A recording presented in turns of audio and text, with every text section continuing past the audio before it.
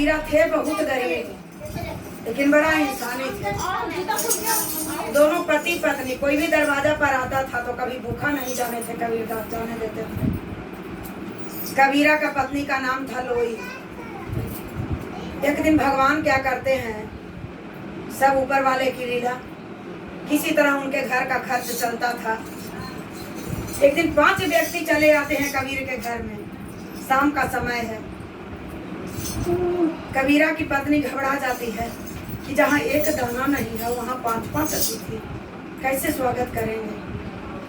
कबीरा कहते हैं कि आज तो मेरे सब्र का परीक्षा है, लोई क्या करें।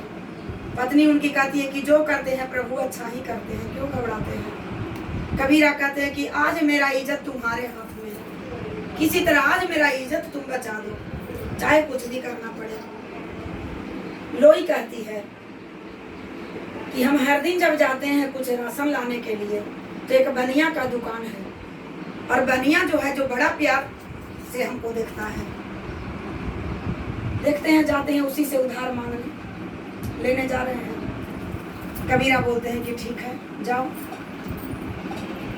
अब सही बात है कि वो बड़ा प्रेमी आदमी था, बनिया जो था। लोई जाती है, अब बनिया देखती है कि कबीरा दास की पत्नी यहाँ, उठ के खड़ा हो जाता है बनिया खुशी से कि आप यहाँ चली आई, हमको बुला लेते। कहती कि आज हमको आपकी जरूरत है। बोलता है बनिया की बताइए। बोलती कि आज मेरे घर में खाने के लिए एक अन्न नहीं है और 5 अतिथि आ गए हैं मेरे घर में, बताइए किस तरह से उनका हम पेट भरे, इसलिए थोड़ा सा राशन आप दे देते तो बड़ा कृपा होता आपका। बनिया कहता है कि थोड़ी सी क्या, पूरे छली लगा देंगे तुम्हारे घर में राशन का, लेकिन मेरी एक शर्त है। लोई कहती है बताओ शर्त। बनिया कहता है कि एक दिन के लिए मेरे यहाँ तुमको रहना पड़ेगा, बताओ मेरे पास। लोई कहती है कि ठीक है रह लेंगे, पहले मेरे पति का तो सर ऊंचा कर दे, मेरे घर का तो इज्जत बचा ले। सारा सामान बनिया रख देता है, उसके घर में पहुंचा देता है। लोई आती है अपने घर में, खाना खिला के अतिथि को तो चला देती है, सारे लोग चले जाते हैं, लेकिन फिर अपने सारा बात अपने पति से कहती है कि आज तो मैं हार के आ गई एक बनिए से। कबीरा कहते हैं कि कोई कभी हारता नहीं, बताओ क्या बात है।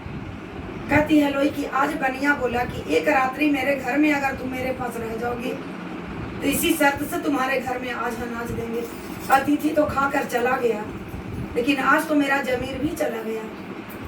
कबीरा कहते हैं घबराओ नहीं, सब ऊपर वाले की महिमा है, ऊपर वाले ही परीक्षा लेते हैं। चलो तुम श्रृंगार करो, हम तुमको उसके पास भेजेंगे। सारा श्रृंगार लोई करती है, पैर में महावर लगाती है। अब तो भगवान कहता है कि आत्मा को परमात्मा के पास पहुंचा दी लोई, और एक शरीर का सौदा यहाँ हो रहा था।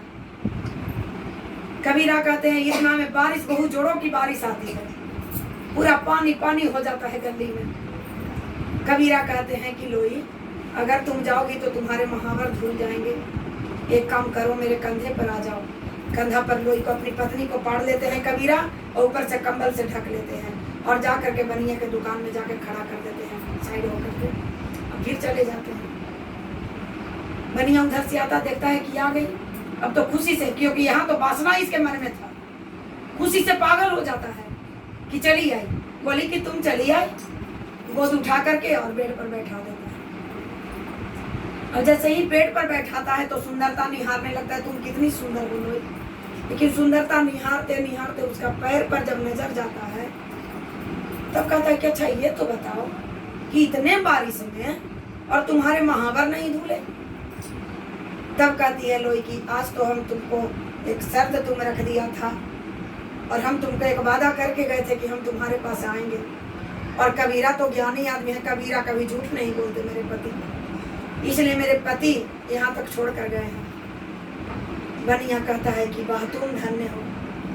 बोलती है कि मेरे मन में पाप आ गया था, आज के बाद हम तुम्हारा बेटा रहेंगे, आज से तुम मेरी माँ रहोगी। घर का खर्च क्या, सारा घर का खर्च तेरा बेटा ये उठाएगा, आज के बाद हमको माफ कर दो माता।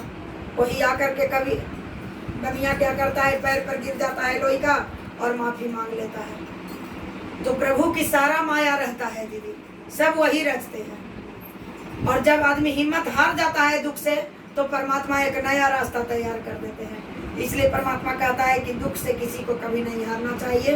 कबीरा से यही हम लोग को सीख मिलता है, जो है उसी में थोड़ा सा बांटेंगे, थोड़ा सा खाएंगे।